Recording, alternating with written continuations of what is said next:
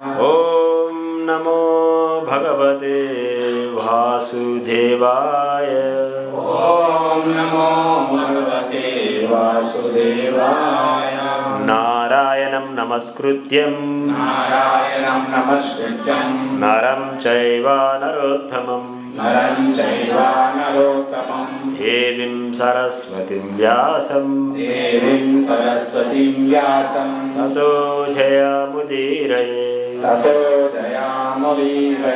నష్టప్రాయేషు అభద్రేషు నిత్యం భాగవత సేవయ భాగవతి ఉత్తమా శ్లోకే భక్తిర్భవతి నైష్టికీ కృష్ణాయ వాసుదేవాయ దేవకీ నందనాయ చ నందగోపకుమారాయ గోవిందాయ నమో నమః. హే కృష్ణ కరుణా సింధు దీనబంధు జగత్పదే గోపేశ గోపికా కాంత రాధాకాంత నమోస్తుతే. తప్త కాంచన గౌరాంగి రాధే బృందావనేశ్వరి వృషభానుసుతే దేవి ప్రణమామి హరిప్రియ. జై శ్రీ కృష్ణ చైతన్య ప్రభు నిత్యానంద శ్రీ అద్వైత గదాధర శ్రీవాసాది గౌర భక్త బృంద. హరే కృష్ణ కృష్ణ కృష్ణ హరే హరే హరే రామ రామ రామ హరే హరే. జయ గ్రంథరాజ్ శ్రీమద్ భగవద్గీత की జయ. శ్రీల ప్రభుపాద की జయ. గీతాయి గౌర్ ప్రేమానందే హరి హరి. మొదటి అధ్యాయము మొదటి శ్లోకము గురించి చర్చించుకుందాం. అధ్యాయం పేరు కురుక్షేత్ర రణరంగమున సైనిక పరిశీలనము. శ్లోకం 1. ధృతరాష్ట్ర ఉవాచ ధర్మక్షేత్రే కురుక్షేత్రే సమవేతాయుత్సవః మామకా పాండవా చైవ కిం అకుర్వత సంజయ. ధృతరాష్ట్ర ఉవాచ ధర్మక్షేత్రే కురుక్షేత్రే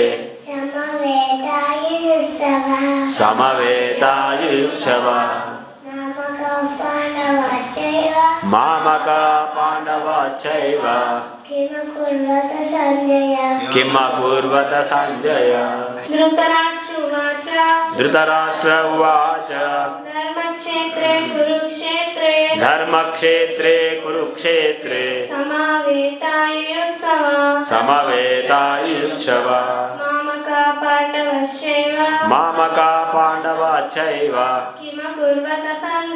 కిం అకుర్వత సంజయ. ధృతరాష్ట్ర ఉవాచ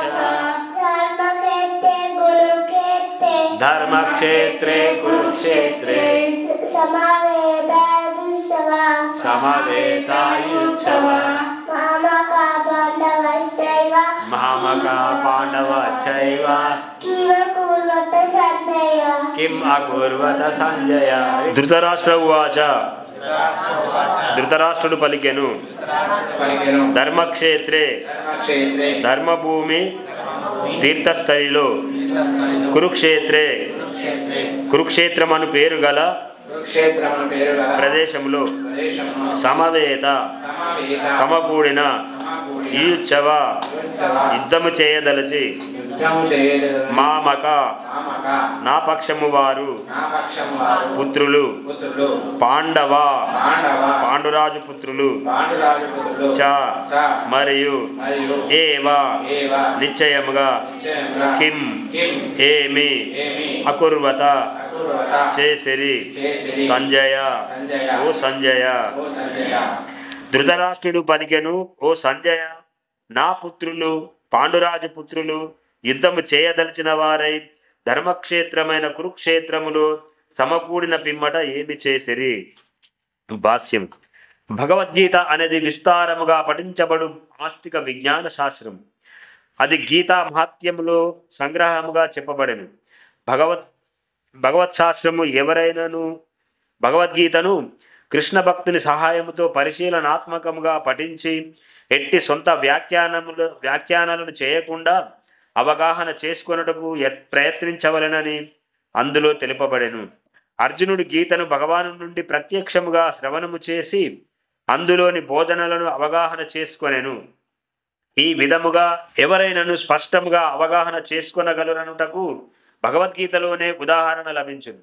ఎవరైనాను గురు శిష్య పరంపరలో ఎట్టి సొంత కల్పిత వ్యాఖ్యానాలకు తావివ్వకుండా భగవద్గీతను యథార్థముగా అవగాహన చేసుకొనగలిగేలా అదృష్టవంతులైనచో వారు సమస్త వైదిక విజ్ఞానమును, ప్రపంచములోని సమస్త శాస్త్రములను అధిగమించిన వారగుదురు. ఇతర శాస్త్ర గ్రంథములలోని విషయములే కాకుండా మరింకెక్కడను కనిపించని విషయములు కూడా భగవద్గీతలో కలవని పాఠకుడు ఎరగగలుగును. అదే గీత యొక్క విశిష్టమైన ప్రామాణికత. దేవాది దేవుడైన శ్రీకృష్ణ భగవానునిచే స్వయముగా తెలుపబడినందున ఈ భగవద్గీత సంపూర్ణ భగవద్ విజ్ఞాన శాస్త్రముగా విరాజిల్లుచుండెను. మహాభారతములో వర్ణించబడిన ధృతరాష్ట్ర సంజయుల సంవాద విషయములు ఈ సర్వోత్కృష్ట తత్వశాస్త్రమునకు మూల సిద్ధాంతములయ్యెను. అనాదిగా వేదకాలము నుండి పవిత్ర తీర్థ స్థలముగా ప్రసిద్ధి చెందిన కురుక్షేత్ర రణరంగములో ఈ తత్వశాస్త్రము ప్రభవించినట్లుగా తెలియను. భగవానుడు ఈ లోకములో స్వయముగా అవతరించినప్పుడు మానవుల మార్గదర్శనము కొరకై ఈ భగవద్గీతను బోధించెను. కురుక్షేత్ర రణరంగములు దేవాది దేవుడు అర్జునుని పక్షమును వహించెను కనుక ధర్మక్షేత్ర వైదిక యజ్ఞ కార్యములు నిర్వహింపబడిన ప్రదేశము అను పదము ప్రాధాన్యతను సంతరించుకొనెను. కౌరవుల తండ్రి అయిన ధృతరాష్ట్రుడు తన పుత్రుల అంతిమ విజయావకాశ విషయమున సంశయమును కనబరిచెను. అతడు అట్టి సంశయ స్థితిలో వారేమి చేసిరి అని తన కార్యదర్శి అయిన సంజయుని ప్రశ్నించెను. అతడు తన పుత్రులు మరియు తన సోదరుడైన పాండురాజు పుత్రులు యుద్ధము చేయవలెనను దృఢ నిశ్చయముతో కురుక్షేత్ర రణరంగములో సమకూడిరని కూడా ఎరుగును. ఏమైనను అతడు అట్లు ప్రశ్నించుట విశేషము. జ్ఞాతులైన సోదరుల నడుమ అతడు సంధిని ఆశించలేదు. అంతేకాకుండా అతడు రణరంగములో తన పుత్రుల విధి ఎలా ఉండునో నిశ్చయముగా ఎరగదలిచెను. వైదిక సాహిత్య గ్రంథములలో స్వర్గలోక వాసులకు కూడా పూజనీయ స్థానముగా పేర్కొనబడిన కురుక్షేత్రంలో యుద్ధము ఏర్పరచబడెను కనుక యుద్ధముపై ఆ పవిత్ర స్థల ప్రభావము ఎలా ఉండునో అని అతడు ఎంతగానో భయపడసాగాను. అర్జునుడు మరియు ఇతర పాండుసుతులు స్వభావరీత్యా ధర్మాత్ములగుట చేత ఆ క్షేత్రము వారి పట్ల అనుకూల ప్రభావమును చూపునని కూడా అతడు చక్కగా ఎరుగును. సంజయుడు వ్యాసదేవుని శిష్యుడు. అతడు ధృతరాష్ట్రుని మందిరములో ఉన్నప్పటికీ వ్యాసుని అనుగ్రహముతో కురుక్షేత్ర రణరంగమును దర్శించగలిగెను. కనుకనే ధృతరాష్ట్రుడు యుద్ధరంగ స్థితిని గూర్చి సంజయుని విచారించెను. పాండవులు మరియు ధృతరాష్ట్రుని పుత్రులు ఒకే కుటుంబమునకు చెందినవారు. కానీ ఇక్కడ ధృతరాష్ట్రుని మనోభావము స్పష్టముగా బయటకు వెళ్ళడగును. అతడు ఉద్దేశపూర్వకముగా తన పుత్రులను మాత్రమే కురు వంశీయులుగా పేర్కొనుచు పాండు సంతానమును కుటుంబ వారసత్వం నుండి వేరుపరిచెను. ఈ విధముగా సోదరుని పుత్రులైన పాండవులతోడి తమ సంబంధ విషయములో ధృతరాష్ట్రుని గల భిన్న వైఖరిని ఎవరైనాను గ్రహింపవచ్చు.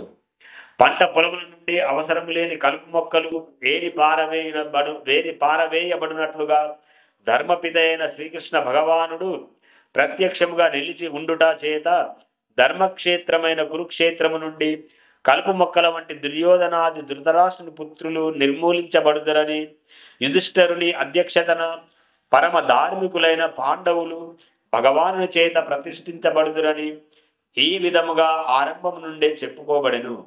ఇదే చారిత్రక మరియు వైదిక ప్రాముఖ్యతతో ధర్మక్షేత్రే మరియు కురుక్షేత్రే అనే పదములకు గల విషయం. ఓం శ్రీ సురభ్యాయ నమః. ఓం శ్రీ సురభాయ నమః. జై గోమాతా కీ జై. మూకం కరోతి వాచాలం పంగుం లంఘయతే గిరిం యత్కృపాతమహం వందే శ్రీ గురుం దీనతారిణం.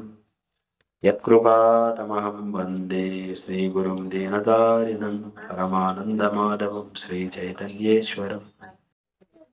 ముఖ్యంగా ప్రభుపాదుల వారి కంటే ముందుగా భగవద్గీత పైన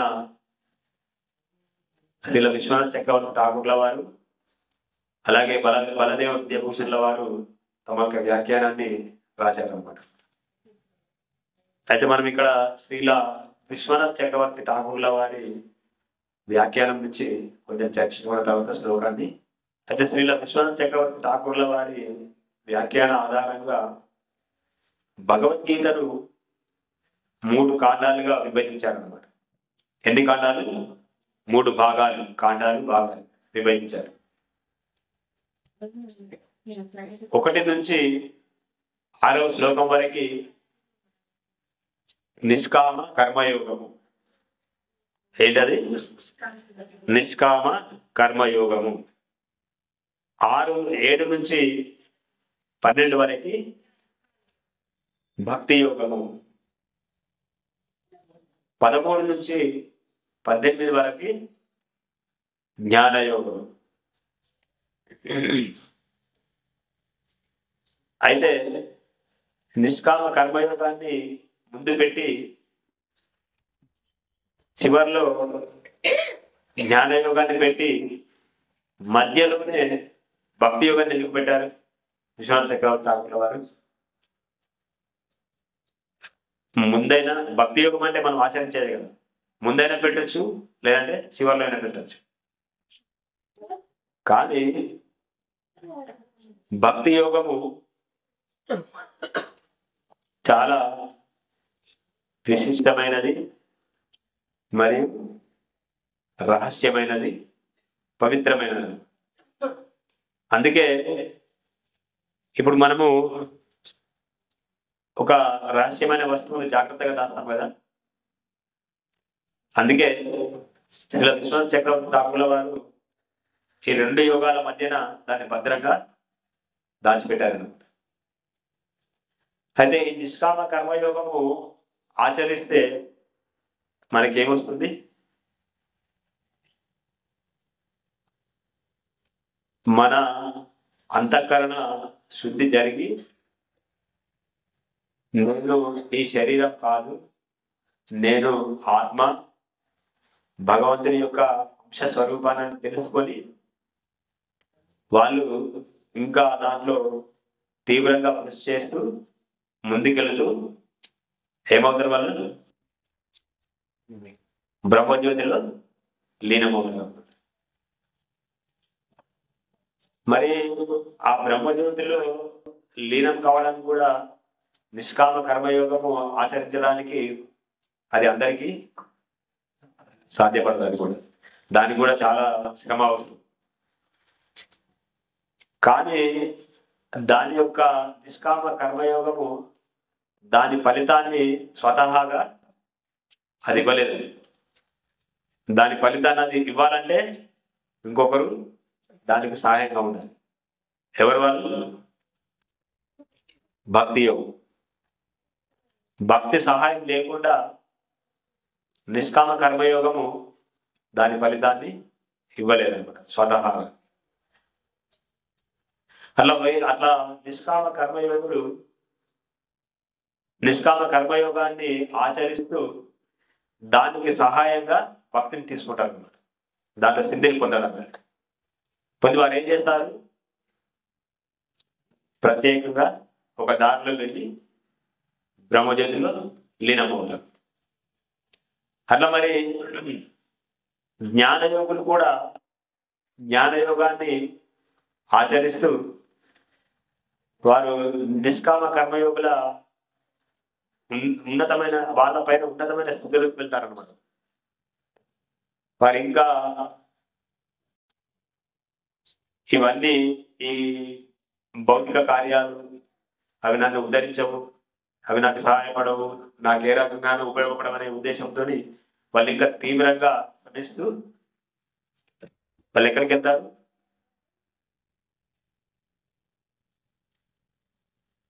బ్రహ్మలో ఐక్యమైనారు. దాంట్లో సిద్ధిని పొందాలంటే జ్ఞానయోగము కూడా స్వతహాగా దాని ఫలితాన్ని ఇవ్వలేదు. దానికి కూడా ఒకరు సహాయం చేయాలి. ఎవరు? మళ్ళీ భక్తిని సహాయంగా తీసుకొని వాళ్ళు జ్ఞానయోగంలో ఉన్నత స్థితికి వెళ్ళి ప్రత్యక్షంగా బ్రహ్మలో ఐక్యమవుతారు. మొదటి కర్మయోగులు, నిష్కామ కర్మయోగులు ఎటు వెళ్తారు? నిష్కామ కర్మయోగులు వాళ్ళు నిష్కామ కర్మయోగాన్ని ఆచరిస్తూ బ్రహ్మజ్యోతిలో లీనమవుతారు. అది బ్రహ్మజ్యోతి అంటే భగవంతుని నుంచి వచ్చే ఒక ప్రకాశం అన్న వెలుతురు, దానిలో లీనమవుతారు. జ్ఞానయోగులు ప్రత్యక్షంగా బ్రహ్మలో ఐక్యమవుతారు. మరి ఇద్దరు యోగులు అట్లా వెళ్ళినప్పుడు మరి భక్తి యోగాన్ని ఆచరించే వాళ్ళు ఎటు వెళ్తారు? వాళ్ళు ఇప్పుడు ఈ రెండు యోగులు, ఈ నిష్కామ కర్మయోగాన్ని ఆచరించే వాళ్ళు తమ యోగంలో పూర్ణత సాధించడానికి భక్తి సహాయం తీసుకున్నప్పటికీ వాళ్ళు భక్తులు కాలేరు. వాళ్ళు నిష్కామ కర్మయోగాలు కర్మలుగానే పరిగణించబడతారు.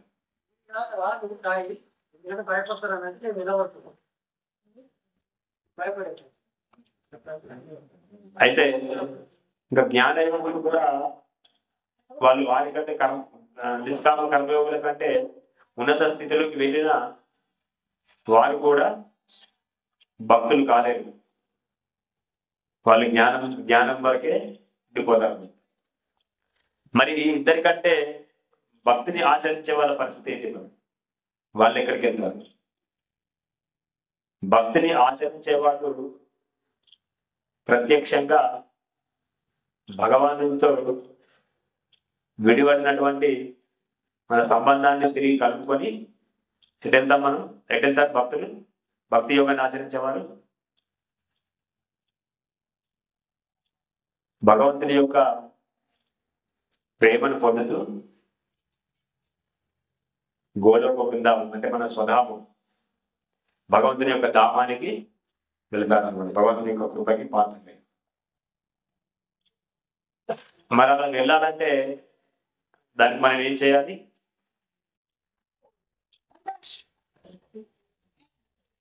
ఇప్పుడు మనకు భగవద్గీత మొదటి శ్లోకంలో చెప్పారు, ఎవరైతే ఒక ప్రామాణికమైనటువంటి శుద్ధ వైష్ణవులు కానీ,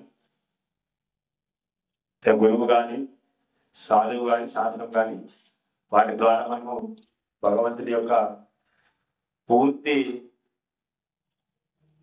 గుణగణాన్ని తెలుసుకొని, ఆయన వైభవాన్ని తెలుసుకొని, ఆయన లీలల్ని తెలుసుకొని అప్పుడు మాత్రమే వెళ్ళగలుగుతాం. అలా వెళ్ళాలంటే మనం ఏం చేయాలి? ఊరికే మామూలుగా మనము ఒక 10 నిమిషాలు జపం చేసి ఒక అరగంట చదివితే అలా వెళ్ళాం. మనం ఏం చేయాలి? ఇప్పుడు వీళ్ళు నిష్కామ కర్మయోగులు వాళ్ళు చేస్తున్నారు, కానీ పూర్తిగా దాంట్లో యోగ్యతలు సాధించలేదు. జ్ఞానయోగాన్ని ఆచరించే వాళ్ళు భక్తిని కర్మ చేస్తూ జ్ఞానాన్ని ఆర్జిస్తూ వాళ్ళు భక్తిని సహాయంగా తీసుకుంటారు. ఇక్కడ నిష్కామ కర్మయోగాన్ని ఆచరిస్తూ దానికి తోడుగా భక్తి సహాయం తీసుకుంటారు. ఎప్పుడైతే ఈ భక్తి యోగాన్ని ఆచరించే వాళ్ళు కేవల భక్తి చేస్తేనే మనము భగవంతుని యొక్క ధామానికి వెళ్తాం. కేవల భక్తి, అనన్య భక్తి, శుద్ధ భక్తి అంటారు. అయితే అది ఎలా? అన్యాభిలాషిత శూన్యం జ్ఞాన కర్మాది అనావృతం ఆనుకూల్యన కృష్ణాను శీలనం భక్తి ఉత్తమ. అంటే నాకు ఈ కర్మయోగము ముఖ్యం కాదు, నాకు జ్ఞానయోగం ముఖ్యం కాదు, నాకు కేవలము భగవంతుడే, ఆయన యొక్క సేవే నాకు పరమావధి ఆయన యొక్క సేవే నా పరమ లక్ష్యము అనే సత్యాన్ని తెలుసుకొని ఎప్పుడైతే అన్యాభిలాషిత శూన్యం అంటే ఇతర ఏ కోరికలు కూడా లేకుండా, అది జ్ఞానం కానీ భౌతికమైనటువంటి కోరికలు కానీ మోక్షానికి సంబంధించిన కోరికలు కానీ ఎలాంటివి లేకుండా జ్ఞాన కర్మాది అనావృతం, జ్ఞానము మరియు కర్మలచే ఆవరింపబడకుండుట. జ్ఞాన కర్మాది అనావృతం ఆనుకూల్యన కృష్ణాను శీలనం భక్తి ఉత్తమ అంటే 24 గంటలు వారానికి 7 రోజులు ఏ ఇతర కోరికలు లేకుండా జ్ఞాన కర్మలచే ఆవృతం కాకుండా కప్పివేయబడకుండా మనం ఎప్పుడైతే భగవంతుని యొక్క దాన్ని మళ్ళీ స్వరూప సిద్ధ భక్తి అంటారు, అంటే శ్రవణ కీర్తనాది భక్తిని అయితే ఎప్పుడైతే చేస్తామో అప్పుడు వారిని ఏమంటారు, శుద్ధ భక్తులు అంటారు. అలా చేయడానికి మనము ప్రయత్నం చేస్తుండాలి. దానిలో ఎన్నో ఆటంకాలు ఎదురవుతాయి. మన మనసు అనేది పరిగెడుతుంటుంది, అంటే దాన్ని తీసుకొచ్చి కూర్చోబెట్టాలి నిశ్చలంగా. ఒక్కసారి కనుక మనసు మన ఆధీనంలోకి వస్తే ఇంకా దానికి ఎలాంటి ఆటంకాలకు అది దొరకదు. అట్లా మనం ఈ మూడింటిలో మరి ఉన్నతమైనది ఏది? ఇప్పుడు 3 యోగాల గురించి చెప్పుకున్నాం. కర్మయోగము, నిష్కామ కర్మయోగము, జ్ఞానయోగము, భక్తి యోగము. ఈ మూడిట్లలో ఏది శ్రేష్టమైంది? భక్తి యోగం. ఇప్పుడు ఒకవేళ ఈ నిష్కామ కర్మయోగము చేస్తున్నప్పుడు కనుక వారికి ఇంకా ఎలాంటి శుద్ధ భక్తుల సాంగత్యం దొరకకపోతే వాళ్ళు ప్రత్యేకంగా వెళ్ళిపోతారు. అదృష్టవశాత్తు శుద్ధ భక్తుల సాంగత్యం కనుక దొరికితే వాళ్ళు ఏమవుతారు, మళ్ళీ భక్తి యోగంలోకి వచ్చేసారు. అలాగే జ్ఞానయోగులు కూడా అదృష్టవశాత్తు శుద్ధ భక్తుల యొక్క సాంగత్యం దొరికితే వాళ్ళు కూడా అనుకోకుండా భక్తి యోగంలోకి వచ్చేస్తారు. కానీ ఈ భక్తి యోగాన్ని ఆచరించే వారికి ఇంకా జ్ఞానయోగం అవసరము, తర్వాత నిష్కామ కర్మయోగం యొక్క అవసరము ఏమీ లేదన్నమాట.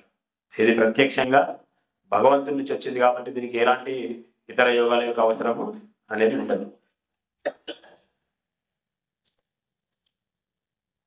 అట్లా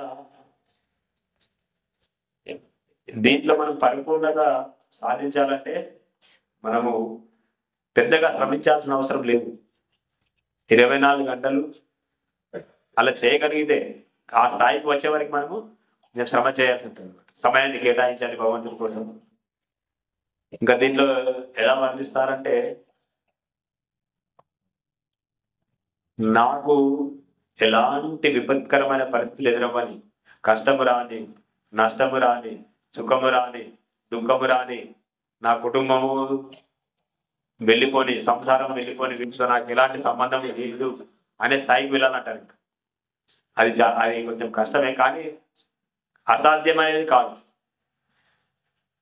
ఎప్పుడో ఒకప్పుడు మనకి ఈ కుటుంబ సంబంధాలన్నీ ఎప్పటివరకు ఉంటాయి మనకి?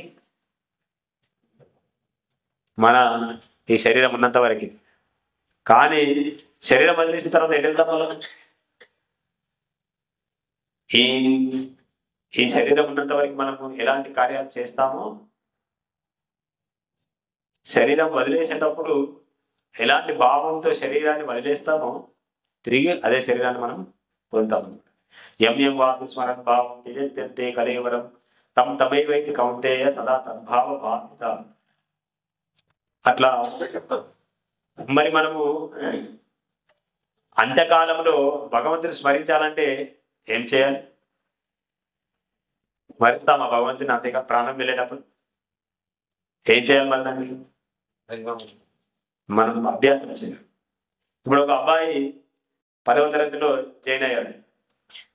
నేను చదవను, నేను ఇంట్లో కూర్చుంటాను, ప్రత్యక్షంగా వెళ్ళి పరీక్ష రోజు వెళ్ళి పరీక్షలో కూర్చుంటే రాస్తానంటే పాస్ అవుతాడు? గుండె సున్న వస్తుంది. రాయలేదు, ఎందుకంటే దానికి అభ్యాసం కావాలి, దానికి చదవాలి. మనం కూడా ఇప్పుడు చేసే ఈ ప్రక్రియ అంతా ఏంటి? అంత్యే నారాయణ స్మృతి. ఇప్పుడు మనకు ఒక చిన్న దెబ్బ తగిలితే ఏమంటాం? కృష్ణ, గోవింద, రామ అంటాము. అబ్బా, అమ్మ, అది ఆటోమేటిక్గా వచ్చేస్తే మన నోటి నుంచి అది. కానీ హరే కృష్ణ అనాలంటే దానికి చాలా అభ్యాసం చేయాలి. ఇప్పటి నుండి మనం చేసే ఈ అభ్యాసం అంతా దేనికి? అంత్యే నారాయణ స్మృతి. అంత్యకాలంలో భగవంతుని స్మరించి తిరిగి ఆయన ధామానికి వెళ్ళడానికి. ఇప్పుడు అజామిలుడు అనే ఒక నిష్ఠాగరిష్ఠుడైన బ్రాహ్మణ వంశంలో పుట్టినటువంటి బ్రాహ్మణోత్తముడే. కానీ ఒకానొక సమయంలో ఒక దారుండా వెళుతూ ఆయన ఒక వేశ్య మరొకరితో సంగమించేటప్పుడు చూస్తాను. చూసి మనసు విచలితుడు అయిపోయి ఇంకా ఆమె వెంట పరిగెత్తాడు. ఆమె వెంట వెళ్ళి ఆమెని వివాహం చేసుకొని ఇంకా చేయరాని పనులన్నీ చేస్తుంటారు. నియమిష్టాలు వదిలేస్తారు, అన్నింటినీ త్యజించి ఇక ఇష్టమైన కార్యాలు చేస్తుంటారు అన్నమాట. అట్లా ఆయనకి వృద్ధాప్యం వచ్చేసింది. వృద్ధాప్యం వచ్చేసినప్పుడు ఆయనకి చాలా సంవత్సరాల తర్వాత ఒక అబ్బాయి పుట్టాడు. ఆయన పేరు ఏం పెడతాడు? నారాయణ. ఆ నారాయణ అనే పేరు పెడతాడు అనమాట. ఇంకా అంత్యకాలంలో ప్రాణం వెళ్ళిపోయే సమయంలో నారాయణ ఇటు రా అని చెప్పి ఆ అబ్బాయిని పిలుస్తాడు అనమాట. ఆ అబ్బాయిని పిలిచి దగ్గర కూర్చోబెట్టుకొని మాట్లాడుతుంటాడు. నారాయణ, ఏం కావాలి నీకు? ఏం చేయాలి? నేను వెళ్ళిపోతున్నాను, నువ్వు చిన్న అబ్బాయి. కానీ ఆయన ప్రతిసారి నారాయణ నారాయణ అని పిలుస్తున్నాడు. ఆ పిలుస్తూ పిలుస్తూ శరీరాన్ని వదిలేస్తాడు. వదిలేసిన తర్వాత తీసుకుపోవడానికి ఎవరు రావాలి? యమభటులు వస్తారన్నమాట. యమభటులు వచ్చినప్పుడు వారు రాగానే మళ్ళీ విష్ణుదూతలు వస్తారు. ఈ యమదూతలు విష్ణుదూతలను అడుగుతారన్నమాట, మీకు ఇక్కడ ఏం పని అసలు? ఈయన మీ వాడు కాదే, ఈయన మావాడు. అసలు ఈయన నిష్ఠాగరిష్ఠుడైన బ్రాహ్మణ కుటుంబంలో పుట్టినప్పటికీ ఆచార వ్యవహారాలు నియమనిష్టలు అన్నింటిని వదిలేసి ఆయన ఇష్టం వచ్చిన కార్యాలు చేస్తూ పతనమైపోయాడు, పతనం చెందాడు. ఇంకా ఈయనతో మీకేం పని అని అంటారు. కానీ అప్పుడు విష్ణుదూతలు ఏమంటారు? ఈయన ముందు నిష్ఠాగరిష్ఠుడైన కుటుంబంలో జన్మించిన బ్రాహ్మణ కుటుంబంలో జన్మించినప్పటికీ మధ్యలో మోహంలో పడిపోయి అవన్నీ విస్మరించి మర్చిపోయి ఆయనకి ఇష్టం వచ్చినట్టుగా కార్యాలు చేస్తూ భౌతికంగా పతనమైనప్పటికీ అంత్యమున ఎవరిని స్మరించారు? నారాయణని స్మరించారు. మరి అందరికి సాధ్యమే కదా. అది భగవంతుని యొక్క విశేష కృప ఆయన పైన ఉంది. ఎందుకంటే పూర్వము ఆయన పతనం చెందకంటే ముందుగా ఆయన చాలా మంచి మంచి కార్యాలు చేశారు అన్నమాట, ఆధ్యాత్మిక కార్యాలు. అందుకే దాన్ని దృష్టిలో ఉంచుకొని భగవంతుడు ఆయనకి అంత్యంలో ఆయన్ని స్మరించే ఆ శక్తిని, ఆ జ్ఞాపకాన్ని ఇచ్చారు. అందరికి జరుగుతుంది, అట్లా జరగకపోవచ్చు. అది భగవంతుడి యొక్క విశేష కృప ఉంటేనే జరుగుతుంది. అందుకే మనం ఏం చేయాలి? ఎట్లా చేయాలి? హరే కృష్ణ హరే కృష్ణ కృష్ణ కృష్ణ హరే హరే హరే రామ హరే రామ రామ రామ హరే హరే. భగవంతుని నిత్యము ఆయన యొక్క నామాన్ని స్మరిస్తూ ఆయన యొక్క లీలల్ని స్మరిస్తూ నామాన్ని జపిస్తూ ఉండాలి. క్షేత్రం అంటే ఏంటి? స్థలం, పొలం. అదే స్థలం, పొలం. ఒక క్షేత్రంలో వ్యవసాయం చేయడానికి ముందు ఆ స్థలాన్ని ఏం చేస్తారు? చదును చేస్తారు. చదును చేసి దానిలో విత్తనాలు వేస్తారు. మరి విత్తనాలు వేస్తే పంటే వస్తుందా? పంట మొక్కలే వస్తాయి దాంట్లో. ఏమొస్తాయి దాంతోపాటు? కలుపు మొక్కలు కూడా వస్తాయి. మరి ఆ వ్యవసాయం చేసే రైతు రెండింటిని సమానంగా చూస్తారా? ఏం చేస్తారు రైతు? కలుపు మొక్కలు ఏర్పడాయి దాని నుంచి. లేకుంటే ఏమవుతుందంటే కలుపు మొక్కలు పంట కంటే ఏపుగా పెరుగుతాయి. వాటికి ఆ విశేష గుణం ఉంటుంది అనమాట. అందుకే చెడ్డవాళ్ళు ముందుగా పరిగెడుతుంటారు. మంచి గడప దాటేసరికి చెడు ఊరంతా చుట్టేస్తుందంట. దానికి ఆ శక్తి ఉంటుంది అనమాట. అందుకే ఇక్కడ పొలంలో కూడా మనం ఎక్కడ చూసినా కూడా వడ్లు ఒక రకం వడ్లేస్తే అవి ఒక సమానంగా పెరుగుతుంటాయి. వాటికంటే ఎత్తులో బెరికి అంటారు దాన్ని, వేరే వేరే విత్తనం అది పెరుగుతుంది అనమాట. రైతు దాన్ని ఆ పంటని విత్తనం కోసం ఉంచాలంటే ఏం చేస్తారు? ఆ వేరే రకమైన విత్తనాన్ని తీసేస్తారు.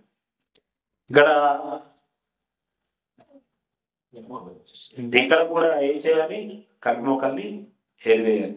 మరి ఇక్కడ కలుపు మొక్కలు ఎవరు?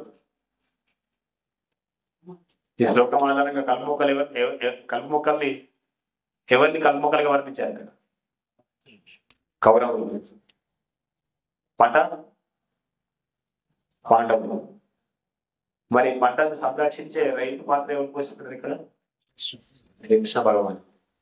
అందుకే ఈ పంట సస్యశ్యామలంగా ఉండి పంట మంచిగా చేతికి రావాలంటే ఆయన దాన్ని నిరంతరము కాపాడుతూ రక్షిస్తూ దానికి కావాల్సిన ఎరువు, దానికి కావాల్సిన నీటిని పెడుతుంటారు అన్నమాట. అందుకే కలియుగంలో అప్పుడప్పుడు భగవంతుడు ఎందుకు వస్తారు ఇక్కడికి? దుష్ట శిక్షణ, దుష్ట రక్షణ. దుష్టుల్ని నిగ్రహించడం అంటే తొలగించడం, శిష్టుల్ని రక్షించడం. ఆయనకి ఇంకేం పని లేదు, ఇంకా అది ఒకటే పని, దుష్టుల్ని తీసేయడం, భక్తుల్ని రక్షించడం. దానికి ఆయన ఎలాంటి పరిస్థితుల్లో ఉన్నప్పటికీ, ఎలాంటి అవతారంలో రావడానికి కూడా ఎప్పుడు సిద్ధంగా ఉంటారు అన్నమాట. భక్తులు పిలిస్తే రావడానికి సిద్ధంగా ఉంటారు. కానీ మనం ఏం చేసుకున్నాం? భగవంతుని పిలవట్లేదు. పిలవాలి భగవంతుని.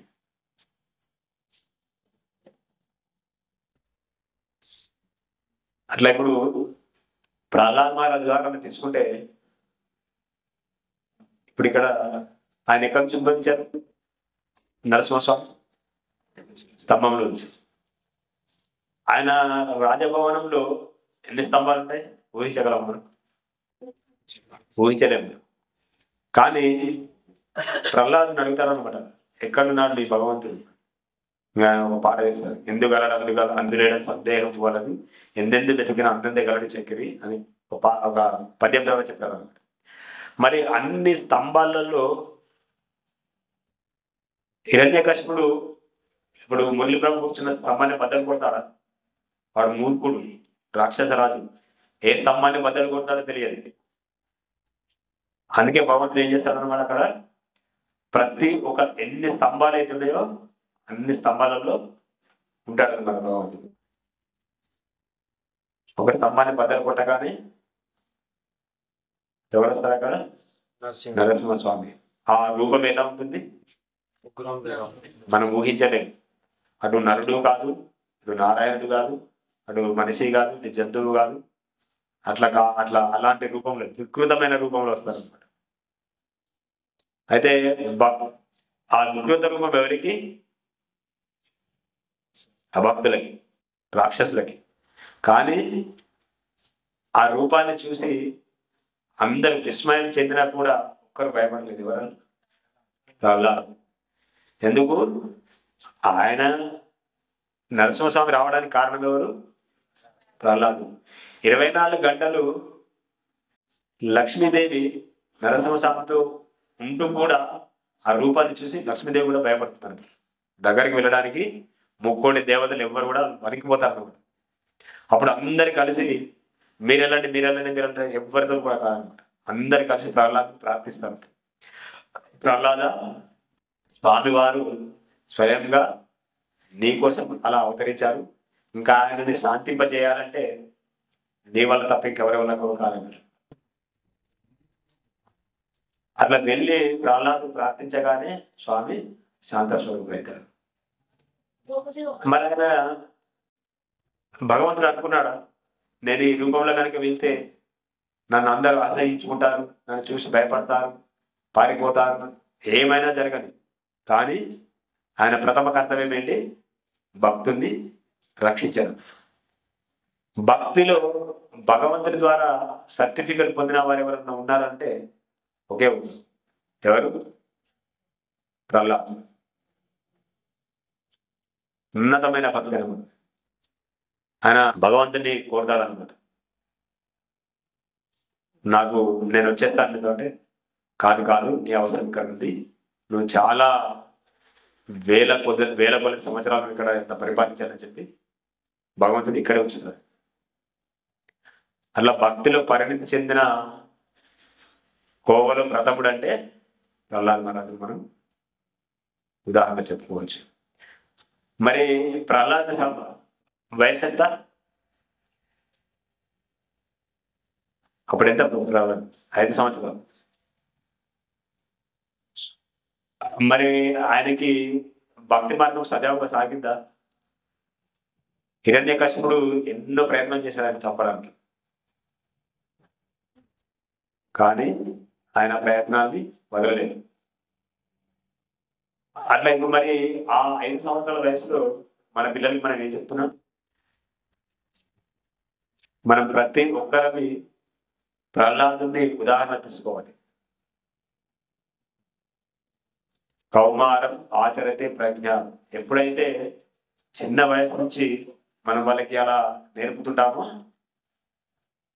అది వాళ్ళ మనస్సులో హృదయంలో నాటుకుపోతుంది అనమాట. ఇప్పుడు మనకి 10 సార్లు చెప్పినా అర్థం కాదు. ఎందుకు? మన మెమరీ కార్డు ఆల్రెడీ ఫుల్ అయింది. మళ్ళీ దాంట్లోంచి డిలీట్ చేయాలి, మళ్ళీ వేయాలి, డిలీట్ చేయాలి, దాంట్లో తొలగించాలి, నింపాలి. అది కష్టం అన్నమాట. కానీ వాళ్ళ మెమరీ కార్డ్ ఎలా ఉంటుంది? మొత్తం ఖాళీ, వేసింది వేసినట్టుగా వాళ్ళకి వెళ్తుంది అనమాట. అందుకే ఏదైనా కూడా పిల్లలకి మనం చిన్నతనం నుంచే 5 సంవత్సరాల నుంచే వాళ్ళకి ఏ మార్గానైనా మనం చెప్తామో అదే మార్గంలో వాళ్ళు వెళతారు. అందుకే మన పిల్లలకి చాలా చాలా శిక్షణ ఇవ్వాలి. ఇప్పుడు ఎవరైనా పిల్లలకి ముందుగా మనం చేసే అలవాటు అంటే జనరల్ ముందుగా చేసే అలవాటు ఏం చేయాలి? మనం వారు పొద్దున లేచిన తర్వాత, నిద్ర లేచిన తర్వాత ముందుగా అమ్మ నాన్న పాదాలకి నమస్కరించేయాలి, అలవాటు చేయాలి. అలా చెప్తున్నాం మనం చేయట్లేదు, వాళ్ళు చేయట్లేదు. ఒకవేళ మనం కనుక ఉదయం నిద్ర లేచిన తర్వాత తల్లిదండ్రులు ఉన్నవారు వాళ్ళ పాదాలకు నమస్కారం చేస్తే తర్వాత ఆ యాక్షన్ ఎక్కడ పడుతుంది? పిల్లల పైన పడుతుంది. రియాక్షన్ అక్కడి నుంచి స్టార్ట్ అయ్యి వాళ్ళు వచ్చి మీ కాలు పడుతుంది, మన కాళ్ళు పట్టుకునే అవకాశం ఉంది. ఇప్పుడు నేర్పట్లేదు. కానీ పూర్వకాలంలో ఏదైనా పని పైన బయటకు వెళ్తే తప్పకుండా తల్లిదండ్రుల పాదాలకు నమస్కరించి వారి ఆశీర్వాదం తీసుకోకుండా వెళ్ళేవారు కాదు. ఎందుకు? ఈ రేఖలనే చూశారు. దీంట్లో రక్షణ రేఖలు ఉన్నాయన్నమాట. పిల్లలకి మనం ఎప్పుడైతే ఆశీర్వాదం ఇస్తామో వాళ్ళకి అది రక్షణ కవచంగా పనిచేస్తుంది. అందుకే పిల్లలకి మన ఆచార వ్యవహారాలు, నియమనిష్టలు, సాంప్రదాయాలు అన్నీ మర్చిపోయాం. మనం తిరిగి మనం నేర్చుకుంటూ వాళ్ళకు కూడా నేర్పాలి పిల్లలకి. ఇప్పుడు చూడండి, 2-3 పిల్లలు వాళ్ళు ప్రణామం చేస్తున్నారు, పాడుతున్నారు, ఆడుతున్నారు. ఎందుకు? వాళ్ళకి ఎవరు చెప్పలే, చూసి నేర్చుకుంటారు. మనం పిల్లల్లో ఉండే లక్షణం ఏంటంటే మనం యద్యత్ ఆచరతి శ్రేష్ట తత్తేవతరోజన సయత్ ప్రమాణం కుడితే లోకాస్త అనువర్తతే. పెద్దలు ఎలాగైతే చేస్తారో పిల్లలు కూడా మనల్ని అనుసరిస్తారు. అందుకే మనమంతా కూడా మనల్ని చూసి వాళ్ళు నేర్చుకునేలా మనము ఆచరించాలి ప్రతి ఒక్కరు. హరే కృష్ణ. जय ग्रंथराज श्रीमद् भगवद गीता की जय, श्रील प्रभुपाद महाराज की जय, निताय गौर प्रेमानंदे हरि हरि बोल।